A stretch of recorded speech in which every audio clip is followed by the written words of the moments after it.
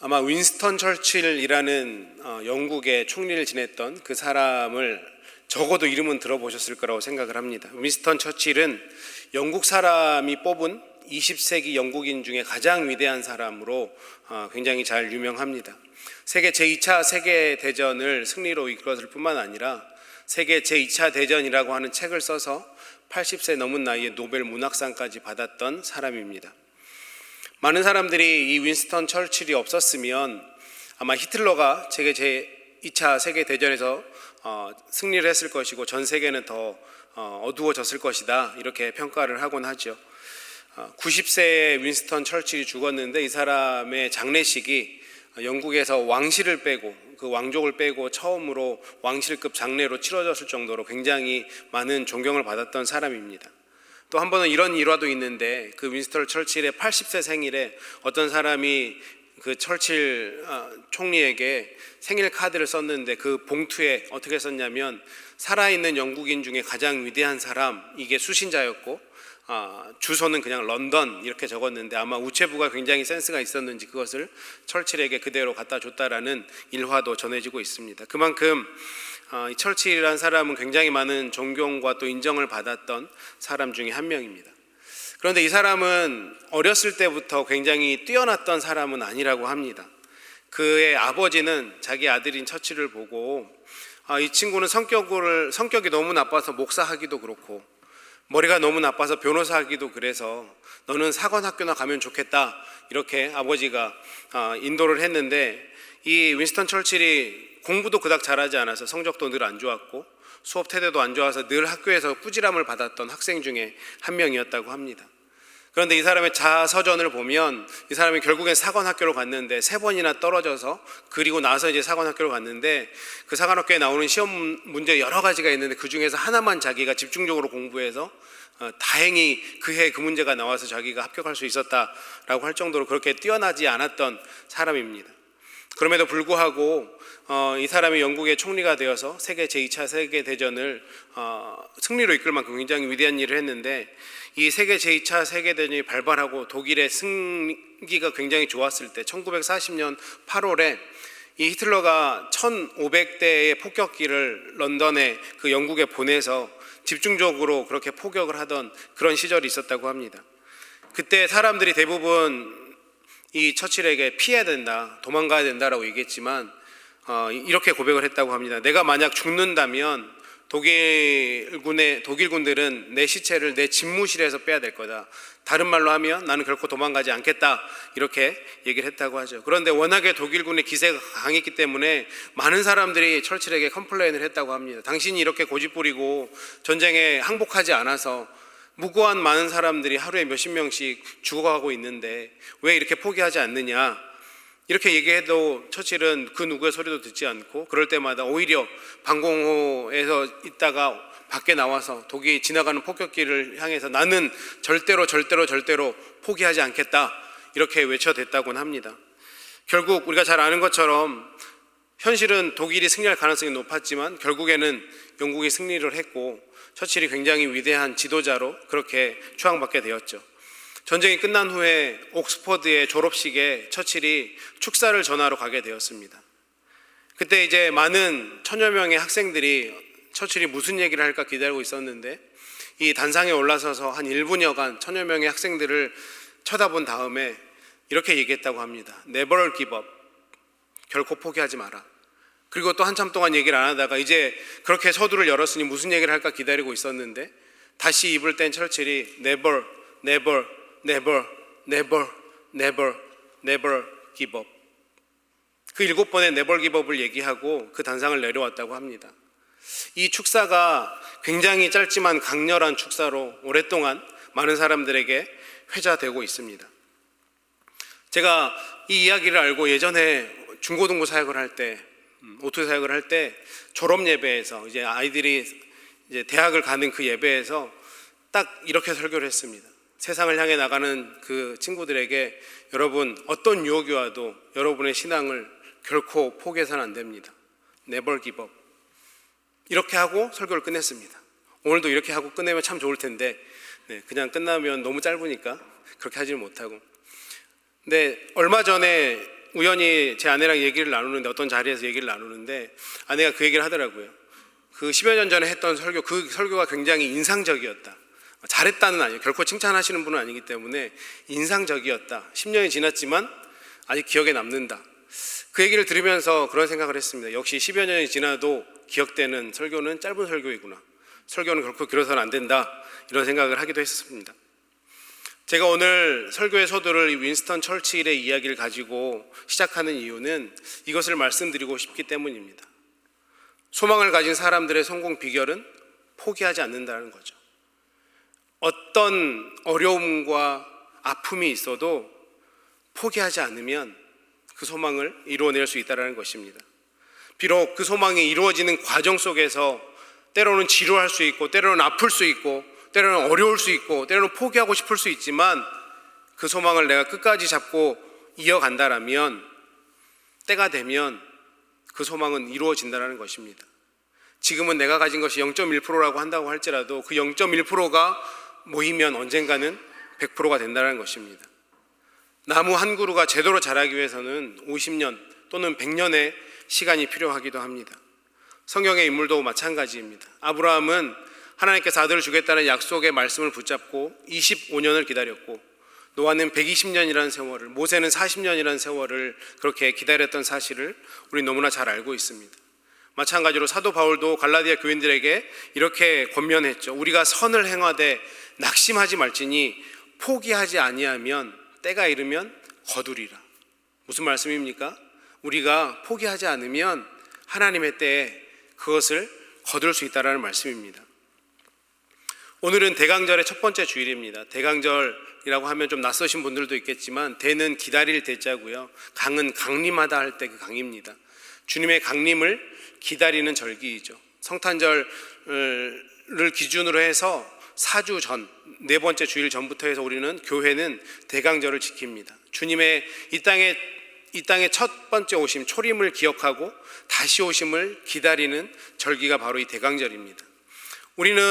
우리가 살아갈 때는 태양력을 지키죠. 1월 1일부터 시작해서 12월 31일까지 지키는데, 교회는 교회력이라는 게 있습니다.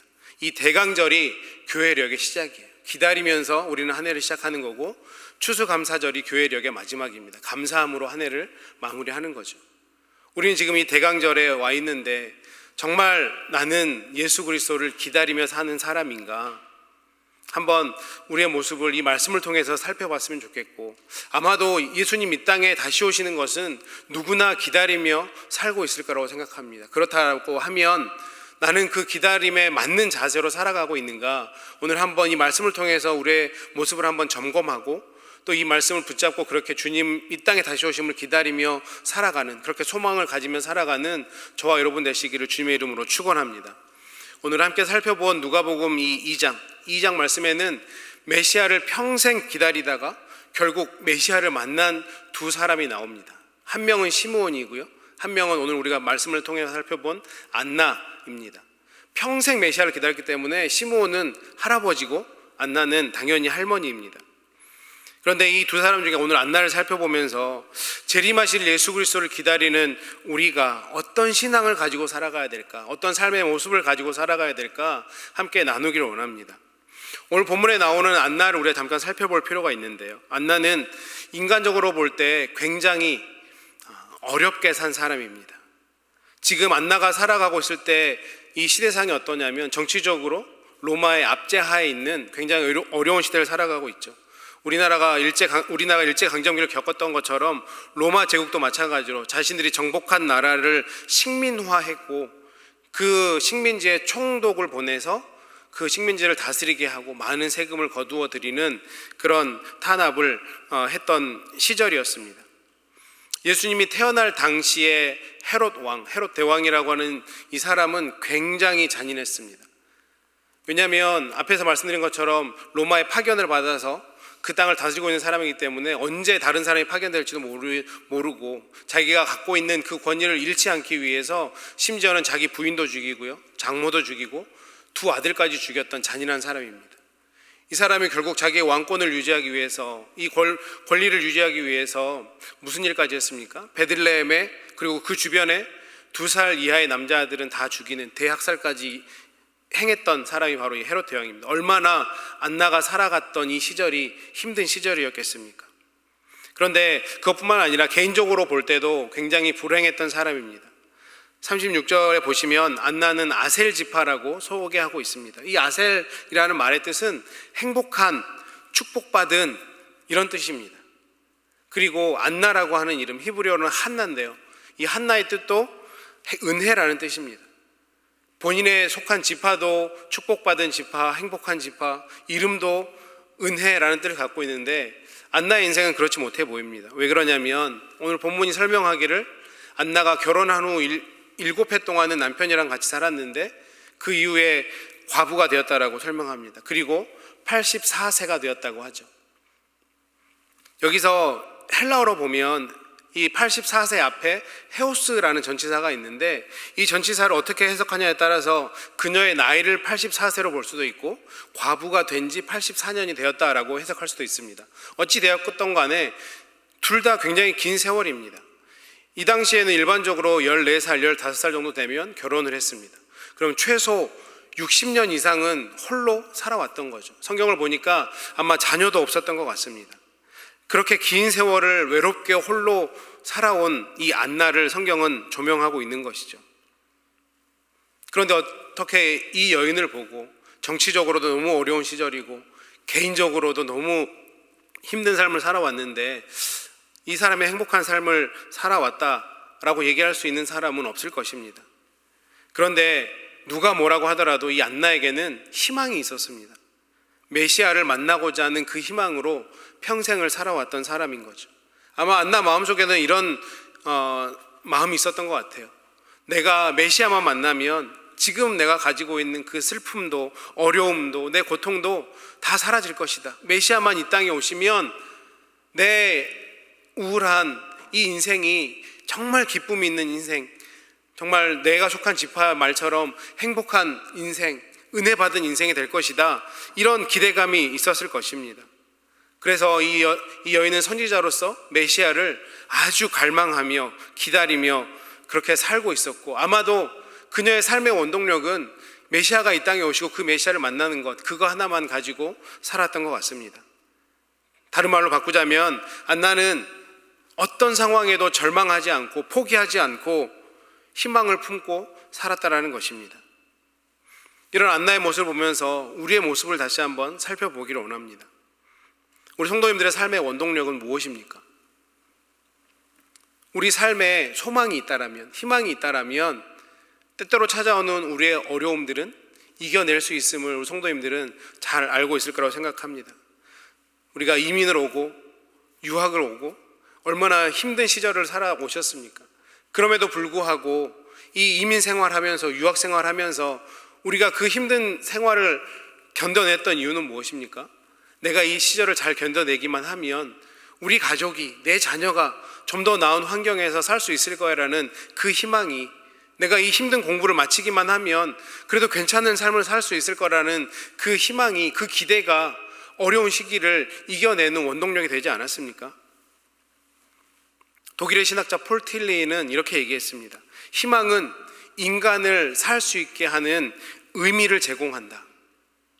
또 우리가 잘 아는 헬렌 켈러도 이렇게 얘기했습니다. 희망은 우리를 성공으로 인도하는 신앙이다. 이 희망이 우리를 성공으로 인도한다는 거예요. 이 희망이 없이는 어떤 일도 이룰 수 없고 희망 없이 인간의 삶은 영이 될 수 없다. 이런 얘기를 했다고 합니다. 이런 것을 토대로 볼 때 우리가 어떤 경우에도 우리가 살아가면서 희망과 소망은 잃지 말아야 합니다. 우리가 살아가는데 때때로 찾아오는 환난, 어려움은 우리 스스로 막을 수 없습니다. 하지만 우리 가운데 제대로 된 희망과 소망이 있다면 그 찾아오는 어려움을 이길 수는 있는 것이죠. 이것이 오늘 우리에게 주는 굉장히 중요한 교훈이라고 저는 생각합니다. 안나의 삶이 얼마나 힘들었습니까? 세상 사람들이 다 안타까워할 만한 삶입니다. 그런데 그럼에도 불구하고 안나가 메시아를 만나고자 하는, 메시아를 기다리고자 하는 그 소망을 가지고 살아갔기 때문에 그녀의 삶 가운데 굉장히 큰 어려움과 환난이 찾아왔지만 그 어려움과 환난을 이겨내고 살았다는 것을 오늘 본문은 우리에게 말씀하고 있는 것이죠. 특별히 이 대림의 계절, 예수 그리스도를 기다리는 이 대림의 계절에 우리가 가져야 될 희망은 바로 다시 오실 예수님에 대한 희망, 소망을 가지고 살아야 되는 것입니다. 주님 이 땅에 다시 오시면 우리의 모든 걱정과 슬픔과 모든 고민과 번뇌들은 다 없어지는 것이기 때문에, 우리 주님 이 땅에 다시 오시면 이제는 우리가 그분과 함께 영원한 나라에서 함께 안식하고 하나님만 예배하며 살 수 있기 때문에 그분의 이 땅에 다시 오시면 우리는 날마다 기다리며 살아야 된다는 것입니다. 그럼에도 불구하고 우리의 주변에 있는 많은 사람들은 이런 것에 조금도 관심이 없고, 때로 이런 얘기들을 하면, 이런 얘기를 하는 우리들을 바보 취급할 때도 있습니다. 참 쓸데없는 소리 하네. 그런데 이런 사실은 예수님의 초림 때도 마찬가지였습니다. 이미 구약에서 여러 차례 메시아가 이 땅 가운데 오실 것이다 예언했습니다. 어느 지역에 오실지, 어느 지파에 오실지 굉장히 구체적으로 말씀했음에도 불구하고 믿지 않는 사람들이 대부분이었죠. 그런데 우리 주님은 약속대로 오셨고, 우리 주님이 약속대로 이 땅 가운데 오셨을 때 어떤 일이 일어났습니까? 가난한 자, 병든 자, 희망 없는 자, 슬픈 자, 실패한 자, 그들에게 위로가 되고 희망이 되어주셨고, 그들의 삶이 바뀌는 놀라운 역사가 있었다는 사실을 우리 너무나 잘 알고 있습니다. 예수님의 재림도 마찬가지입니다. 우리 주님이 이 땅에 다시 오시면 그런 일들이 우리 삶 가운데 당연히 일어날 수밖에 없죠. 그리고 주님이 이 땅에 다시 오심도 성경에는 분명히 우리에게 약속하고 있습니다. 사도행전 1장 11절에 너희 가운데서 하늘로 올려지신 이 예수는 하늘로 올라가심을 본 그대로 이 땅에 올 것이다 우리에게 말씀하셨고, 요한계시록 1장 7절에서도 볼지어다 그가 구름을 타고 오실지어다 각 사람의 눈이 그를 보겠고 그를 찌른 자도 그를 볼 것이다. 우리 주님이 이 땅에 분명히 다시 오신다고 우리에게 약속했습니다. 그렇다라고 한다면 우리가 이 땅을 살아가야 되는 모습은 어때야 됩니까? 그 다시 오실 주님을 기대하고 기다리고 소망하며 살아가야 하는 것입니다. 다시 오실 메시아에 대한 확실한 소망을 가지고 살아가는 우리가 되어야 비록 우리 삶 가운데 때때로 찾아오는 그 어려움들, 환난들, 그 기다림을 통해서, 그 소망을 통해서 우리는 이겨낼 수 있다라는 것입니다. 우리 신앙의 선배들은 이 소망을 가지고 그 어려운 시절들, 어찌 보면 우리보다 더 힘든 시절들을 이겨내셨음을 우리 너무나 잘 알고 있습니다. 제가 정말 어렸을 때 초등학교, 국민학교도 가기 전에 기억 중에 하나가 뭐냐면, 저희 할머니 손을 잡고 그렇게 구역 예배를 따라다녔습니다. 근데 그때 그 권사님인지 집사님인지 모르겠지만 그 구역 예배에서 불렀던 찬양 중에 하나가 이 손양원 목사님께서 지으신 낮에나 밤에나 눈물 머금고 내 주님 오시기만 고대합니다. 가실 때 다시 오마 하신 예수님, 오 주님 언제나 오시렵니까? 굉장히 그때는 어린 제가 듣기에는 처량하게 들리는 그 찬양이었는데, 이 가사가 얼마나 우리에게 큰 힘이 되는지, 그렇게 어려운 시절을 살아내고 있었는데 주님 오시는 것이 내 삶의 희망입니다, 이렇게 고백하는 그 믿음의 선배들의 고백이 이제 제가 어느 정도 나이를 먹고 신앙생활 하다 보니 얼마나 귀한 고백이었는지 다시금 깨닫게 되는 것 같습니다. 안나가 자신이 처한 형편은 아마 손에 꼽힐 정도로 힘들고 안타까운 형편이었습니다. 그런데 그런 안나가 주님 이 땅에 오시는 그 소망을 버리지 않고 잊지 않고 품고 살아갔더니 그 소망으로 인해 그 힘든 어려움들을 다 이겨냈습니다. 우리도 안나처럼 힘든 시대, 어려운 시대에 우리가 살아가고 있지만 내가 과연 이것들을 이겨낼 수 있을까? 내 속에는 날마다 많은 고민들이 있을 수 있지만 우리 안에 예수 그리스도가 이 땅에 다시 오신다는 그 소망이 있다라면 나에게 찾아오는 그 어려움들, 환난들, 많은 고민들, 그 주님에 대한 소망 때문에 이겨낼 수 있을 것입니다. 이 대강의 계절에 정말 주님 이 땅에 다시 오심을 기대하며 소망하는 저와 여러분 되시기를 주님의 이름으로 축원합니다. 두 번째로는 이 안나가 메시아를 기다리는 동안 어떻게 살았는지 성경은 조금 더 구체적으로 우리에게 말씀해 주고 있습니다. 37절 말씀을 보니까 이 사람이 성전을 떠나지 아니하고 주야로 금식하며 기도함으로 섬기더니 이렇게 얘기하고 있습니다. 첫 번째로 성전을 떠나지 않았다고 얘기합니다. 안나는 자신의 예수 그리스도가 이 땅 가운데 오시겠다고 하는, 메시아가 이 땅 가운데 오시겠다는 소망이 있으니 하나님을 예배하는 삶을 지속적으로 살았습니다. 그런데 여기서 예배했을 뿐만 아니라 금식하고 기도했다 이렇게 말씀하고 있는데, 이 금식하다, 기도하다 이 단어를 헬라어로 보면 복수역격이라는 단어를 사용하고 있는데, 다시 말씀드리면 이것은 무엇을 뜻하냐면 이 안나가 한 번 기도하고 그친 게 아니라 계속해서 이 행위를 지속하고 있음을 뜻하는 것이고요. 복수로 사용했기 때문에. 그리고 역격이라고 하는 것은 도구나 수단을 의미할 때 쓰는 단어인데, 성전에서 섬기는 것이 기도하고 금식하는 모양으로 성전을 섬겼다 이렇게 해석할 수 있는 것이죠. 아마도 이 안나는 자신의 가족을 위해서 혹은 이웃을 위해서, 민족을 위해서, 살아가고 있는 그 시대를 위해서 기도했을 것입니다. 그런데 금식이라는 수단을 통해서, 기도라는 수단을 통해서 하나님을 예배하고 경배드리는 삶, 예수 그리스도를 기다리는 그 삶을 이어갔다라는 것을 본문은 말씀해주고 있는 것입니다. 다시 말씀드리면 안나는 주님을 기다리는데 그냥 마냥 기다렸다는 것이 아니에요. 나는 주님을 기다려라고 얘기만 하고 그렇게 기다렸던 것이 아니라 기도하면서, 때로는 금식하면서 이 주님을 기다리고 있다는 것입니다. 이 모습이 우리에게 무엇을 말해주냐면, 우리가 주님을 기다린다고 아마 많은 분들이 그렇게 얘기할 것입니다. 주님 이 땅에 오심을 내가 기다립니다. 그런데 그렇게 말로만 기다리는 것이 아니라 때로는 내가 금식함으로, 기도함으로, 더 간절함으로 그 다시 오실 주님을 기다려야 된다는 것입니다. 예수님께서 마지막 겟세마네 동산에서 제자들에게 부탁하신 것이 무엇입니까? 깨어 기도하라. 시험에 들지 않게 깨어 기도하라. 이것을 요청하셨습니다. 그런데 제자들이 깨어 기도하지 않게 되자 어떤 일이 벌어졌습니까? 그 제자였던, 그 수제자였던 베드로가 시험에 들어서 결국에는 말고의 귀를 베는 잘못을 범하고 맙니다. 결국에는 또 예수 그리스도를 부인하는 자리까지 나아가고 맙니다. 마찬가지로 우리도 예수님이 이 땅에 오심을 기다리며 살아가고 있지만, 우리가 깨어 기도하지 않는다면 우리도 베드로처럼 시험에 들 수밖에 없는 거죠. 내 삶에 회의가 생기고 남의 허물만 보이고 신앙의 기쁨을 도대체 찾을 수가 없고 헌신하기 싫어지게 되고, 또 때때로 찾아오는 영적 싸움에도 실패할 수밖에 없게 되는 것입니다. 우리가 진정으로 예수 그리스도 이 땅에 다시 오심을 기다리는 성도라면 우리가 시험에 들지 않기 위해서 이 안나처럼 깨어 기도하는 모습이 우리 삶 가운데 필요하다는 것입니다. 때로는 필요하면 금식까지 해가면서 주님 이 땅에 어서 오십시오라고 기도하는, 내 소망을 내 삶으로 표현하는 그 자리까지 나아가야 된다는 것이죠. 그런데 솔직히 우리는 이 부분에 너무 약해져 있지는 않습니까? 우리의 기도 생활이 너무 무너져 있지는 않습니까? 예수님께서 자신의 제자들에게, 그 믿었던 제자들에게 깨어 기도할 것을 부탁하셨음에도 불구하고 제자들이 기도하지 않았던 것처럼 예수님은 지금도 동일하게 우리에게 그 부탁을 하고 계시는데, 우리도 그 겟세마네 동산에 있었던 제자들처럼 그 예수님의 기도의 부탁을 외면하고 있지는 않습니까?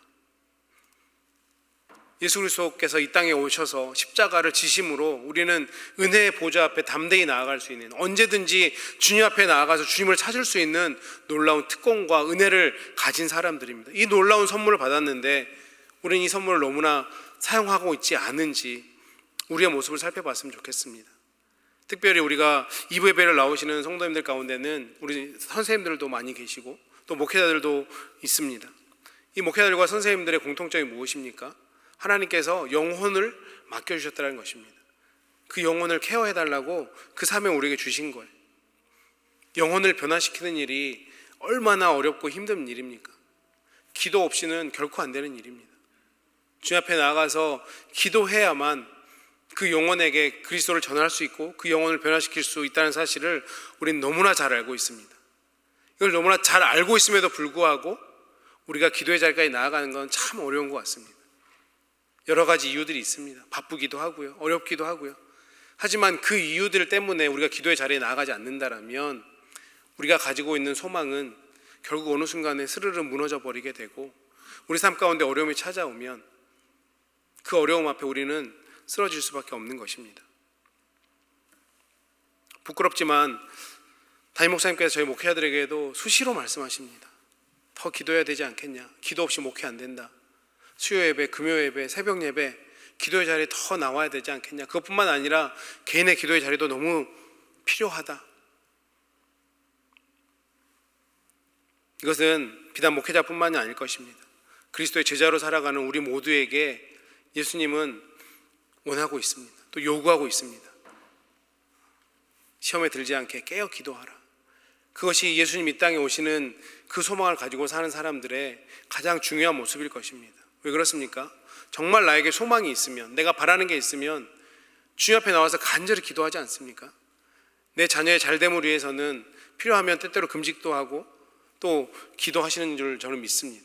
또 내가 뭔가 필요한 급한 기도의 제목들이 있으면 심지어는 자기뿐만 아니라 주변에 있는 사람들에게 기도의 부탁까지 하면서 그렇게 간절하게 기도합니다. 그렇다고 하면 예수님이 이 땅에 오시는 것이 나에게 정말 간절한 소망이라면 얼마나 우리는 이 기도 제목으로 주님 앞에 나와왔는지 우리의 모습을 한번 살펴봤으면 좋겠습니다. 내가 예수님 이 땅에 다시 오심을 정말 기다리고 있는 사람이 기도하는 모습으로, 기도하는 삶으로 증명되는 자리까지 나아가야 정말 그것이 내가 주님을 기다리는 자라고 주변에게 따뜻하게 얘기할 수 있지 않겠습니까? 사랑하는 성도님 여러분, 기도는 기적의 문입니다. 우리가 소망을 가지고 기다리면서 할 수 있는 최고의 일은 바로 이 기도라는 것입니다. 기도의 아버지 조지 뮬러는 기도는 하나님이 일하시게 하는 방편이다, 수단이다 이렇게 말씀하셨고요. 예수님도 기도 외에는 이런 유가 나갈 수 없다, 이런 종류가 나갈 수 없다, 이런 일이 일어날 수 없다라고 분명히 말씀하셨습니다. 그렇기 때문에 우리가 기도하는 그 기도 제목을 가지고 끊임없이 끝까지 나아가야 합니다. 결코 포기하지 않고 내가 오늘 기도해서 응답이 없다면 내일 기도해야 되고요. 그 다음날 또 기도해야 됩니다. 우리가 기도하면 마침내 응답받게 됩니다. 마침내 문제가 풀리게 되고요. 마침내 질병도 고침받게 됩니다. 그렇기 때문에 우리는 끊임없이 주님 앞에 나아가서 기도해야 되는 것이고 기도하며 주님 이 땅에 오심을 기다리는 자들이 되어야 됩니다. 끝까지 우리가 기다리며 기도하는 그런 삶을 가지고 주님 앞에 나아갈 때 주님 이 땅에 오셔서 내 사랑하는 아들아, 내 사랑하는 딸아, 너의 기도가 이루어졌다, 그렇게 우리에게 칭찬해 주실 그날이 오게 될 것입니다. 마지막으로 우리가 주님 오심을 기다리는 자라면 이 오실 주님을 전하며 살아가야 된다는 것을 오늘 본문은 우리에게 말씀해 주고 있습니다. 안나는 오늘 본문에 보니까 메시아를 만난 후에 어떻게 했냐면 38절에 보니까 먼저 하나님께 감사했다. 그래서 감사했다라는 단어를 헬라어 시제로 보면 미완료 과거형이라는 걸 쓰는데 이것도 마찬가지로 반복적으로 계속 이루어지고 있음을, 그래서 감사를 한 번만 하고 그친 게 아니라 계속해서 감사하고 있음을 우리에게 말씀해 주고 있는 것입니다. 그리고 예루살렘의 속량을 바라는 모든 사람, 그러니까 죄사함을 받고자 하는 예루살렘에 있는 많은 사람들에게 메시아가 이 땅에 왔다라고 전하고 있는 것이죠. 주님이 오시기 전에 구약에서 이미 예언되었기 때문에 많은 유대인들이 예수 그리스도를 기다리고 있었습니다. 여기서 말한다는 단어, 이 단어도 마찬가지로 미완료 과거형입니다. 계속해서 말하고 있는 것, 계속해서 감사하고 계속해서 사람들에게 전하고 있는 것입니다. 안나가 정말 예수님 메시아 이 땅에 오심을 평생 동안 기다렸구나 라고 느낄 수 있는 장면이 이거였던 것 같아요. 예수님을 만났고 그냥 그것을 내 안의 기쁨으로만 끝내는 게 아니라 우리 주님 이런 분이라고, 우리 주님 이 땅에 오셨다라고 많은 사람들에게 계속 전하고 있는 것이죠. 쉬지 않고 전하고 있는 것입니다. 정말 안나는 메시아를 기다리던 사람이었던 것입니다. 그리고 그 메시아를 만나자 안나는 메시아를 전하고 있는 것이죠. 마찬가지로 우리도 주님의 재림을 기다리며 살아가고 있지만 이미 주님 이 땅 가운데 오셨던 분이기 때문에 우리는 다 예수님을 만난 사람들입니다. 예수님이 초림도 우리에게 이렇게 큰 은혜와 영광이 되었는데 두 번째 다시 오실 그때는 얼마나 더 큰 영광이 되겠습니까? 그렇다라고 한다면 이것을 알면 당연히 전할 수밖에 없는 겁니다. 이 영광스러운 일을 우리는 날마다 전해야 되죠. 언제 주님 오실지 모르는데 이 오심을 내가 전하지 않아서 누군가는 경험하지 못한다면, 기다리지 못한다면 주님을 맞이하지 못한다라면 그 인생은 얼마나 불행해지겠습니까? 나는 주님 오심을, 주님 이 땅에 다시 오심을 전하며 살아가고 있습니까? 내가 주님 이 땅에 다시 오심을 기다린다고 얘기하면서 그 주님을 전하고 있는지 우리의 모습을 다시 한번 살펴보았으면 좋겠습니다. 제가 알기로는 미국에서 통계로 가장 유명한 대학이 워싱턴 유니버시티라는 곳입니다. 제가 교육학 공부하면서도 이곳의 통계를 굉장히 많이 보고 또 설교나 이런 것들을 준비하면서도 가끔 리서치들을 많이 보게 되는데 재밌는 통계를 하나 봤습니다. 토마스 홈즈라는 교수님이 사람들이 마음과 생활의 변화를 가져오게 되는 그 계기가, 때가 언제인지 조사를 했습니다. 가장 큰 변화가 오는 때는 배우자의 죽음이라고 합니다. 이게 이 값을 100으로 놓고 봤을 때, 그러니까 우리 마음 가운데 우리 생활에 가장 큰 변화가 오는 배우자의 죽음을 100으로 놓고 봤을 때 다른 일련의 변화들을 숫자로 매김을 했는데 이혼이 73이라는 숫자였고요, 임신이 40, 이사가 25, 이런 일들이 우리 삶 가운데 일어나면 변화가 생긴다는 거죠. 그런데 재미있었던 거는 성탄절이 12점이었습니다.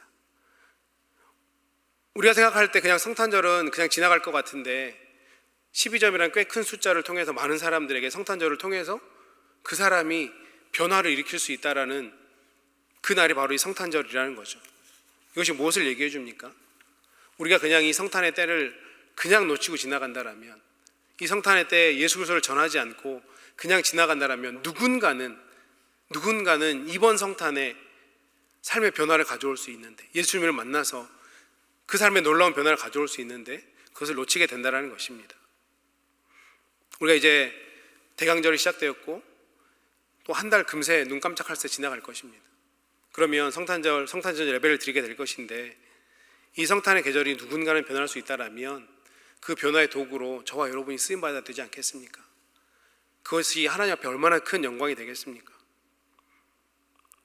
내가 만난 예수님, 내가 기다리고 있는 이 예수님, 주님 이 땅에 오시면 내 삶 가운데 얼마나 놀라운 일이 일어날지, 이것을 전하며 살아간다라면 우리는 진정으로 예수 그리스도의 이 땅에 다시 오심을 기다리며 사는 자들이 될 것입니다. 지난 목요일에 땡스기빙 데이가 지나자마자 언제나 그랬던 것처럼 이제 캐롤이 우리 귓가에 들려오기 시작했습니다. 잠깐 일이 있어서 여러 가지 몰이 있는 곳에 잠깐 다녀왔는데 사람들의 얼굴 표정 속에서 그래도 힘든 시대를 살아가고 있지만 캐롤을 들으며 밝은 얼굴들을 볼 수도 있었습니다. 이 시기에 우리는 그냥 그들처럼 웃고 즐기고 마음이 들뜨는 시기가 아니라 나의 생명 되시는, 나의 구원자 되시는 그 예수 그리스도를 다시 한번 기억하고, 분명히 이 땅에 다시 오마 약속하신 그 예수 그리스도 이 땅에 다시 오신다라고 소망을 가지고 또 그 예수 그리스도를 전하며 살아가는 저와 여러분이 되셨으면 좋겠습니다. 삶에 어려움이 있습니까? 정말 나는 이것을 이길 수 없다라고 생각할 정도로 큰 힘듦이 있습니까? 우리 주님 오심을 내가 기다리며 살아간다라면, 그 소망이 있다라면 그 어려움도 이겨낼 수 있을 것입니다. 우리가 주님 다시 오심을 기다리며 기도하며 누군가에게 이 복음의 소식을 전하며 살아감으로 또 어떤 인생을 주님 앞으로 인도해내는 놀라운 역사를 경험하는 저와 여러분 되셔서 하나님을 기쁘시게 해드리는 우리 모두가 되기를 주님의 이름으로 축원합니다. 기도하겠습니다.